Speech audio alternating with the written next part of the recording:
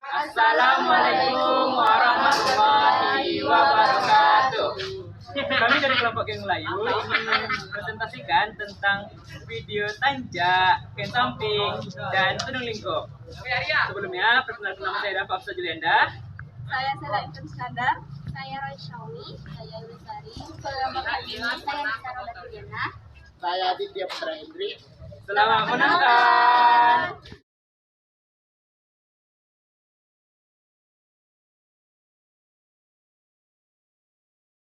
Pengertian kain samping menurut KBBI adalah kain sarung yang dipakai sampai lutut.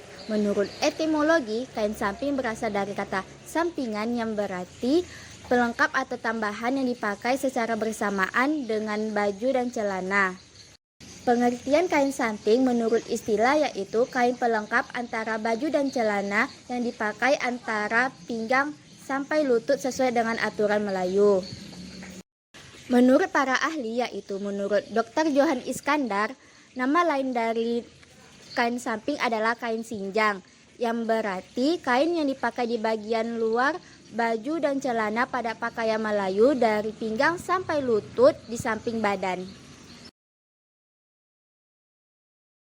Waktu dan tempat pemakaian. Kain samping biasanya sering digunakan pada acara-acara besar. Cara pemakaiannya, kain samping dililitkan pada pinggang sebelum sampai ke ujung kain. Kain dipancung, lalu bagian ujungnya dibiarkan terkulai ke bawah. Peralatannya adalah kain samping dan bengkung atau tali pinggang. Filosofi kain samping. Kain samping memiliki filosofi bagi seseorang yang memiliki akal budaya yang besar dan memiliki artian kedudukan diri dan status sosial seseorang. Aturan pemakaian kain samping untuk lelaki bujang panjangnya 2 jari sampai di atas lutut.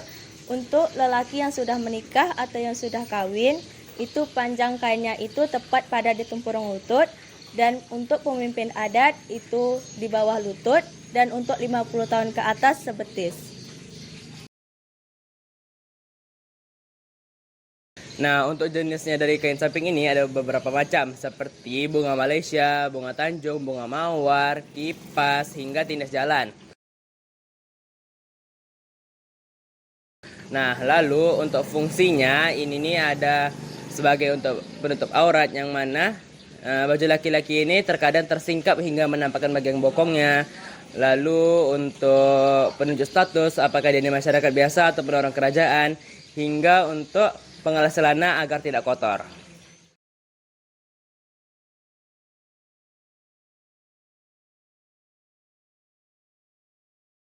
Tudung lingkup menurut KBBI merupakan kain penutup kepala dan muka wanita.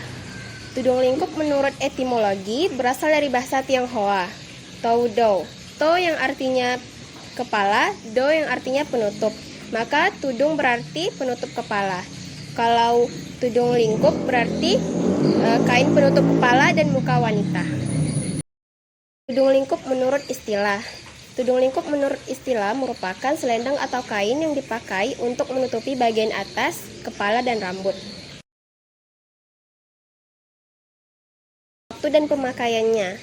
Tudung lingkup dipakai ketika menghadiri acara adat dan melakukan kegiatan sehari-hari seperti di sawah. Pemakaian tudung lingkup dengan cara diikat ataupun dililit.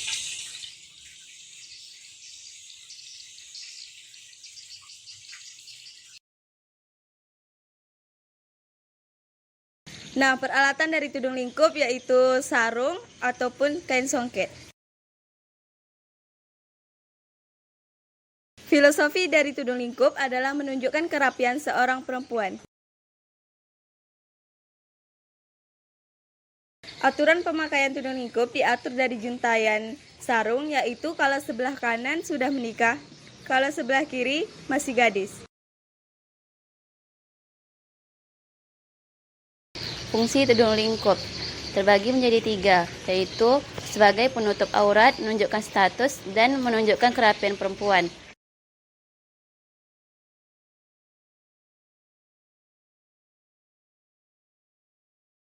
pertama, tanjak menurut KBBI.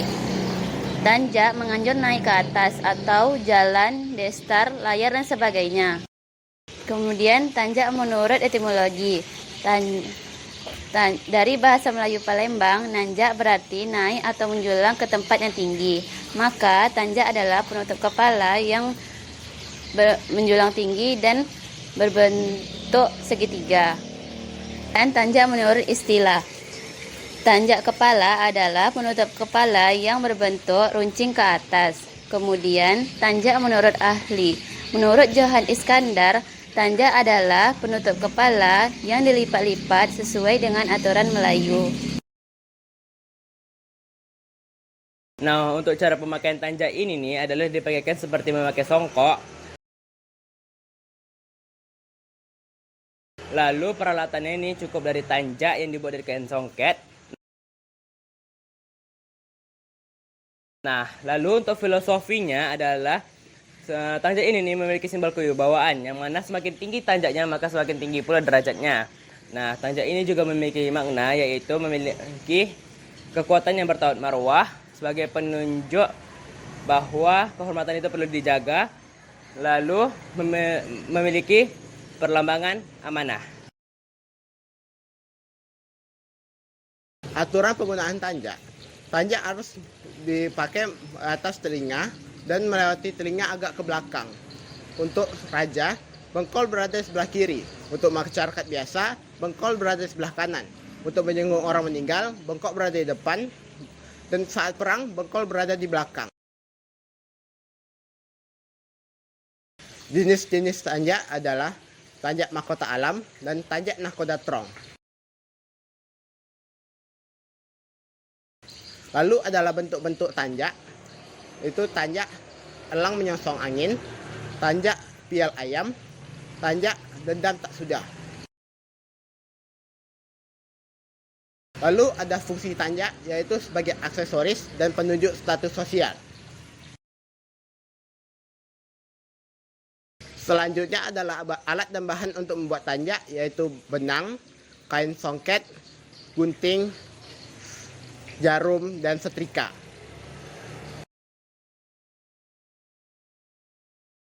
Adapun cara membuat tanjak yang pertama adalah potong kain songket berbentuk segitiga.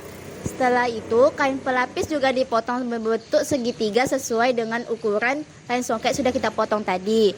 Lalu, letakkan kain pelapis di atas kain songket. Setelah itu disetrika. Setelah disetrika, lipat kain songket tadi berbentuk tanjak dengan lipatan yang rapi. Setelah itu dijahit.